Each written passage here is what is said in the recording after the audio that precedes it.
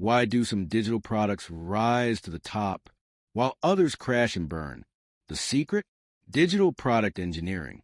It's not just coding, not just design. It's the full journey from idea to launch to long-term growth in a world where technology moves fast and user behavior moves faster. You can't just build an app. You need to build experiences, ones that adapt, scale, and evolve, from mobile apps and SaaS platforms to AI-driven tools and IoT systems. Digital product engineering makes products future-proof. When it's missing, you get bugs, delays, and unhappy users.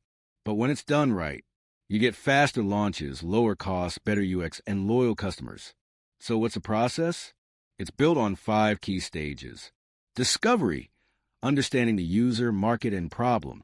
Design and prototyping, crafting intuitive, engaging experiences.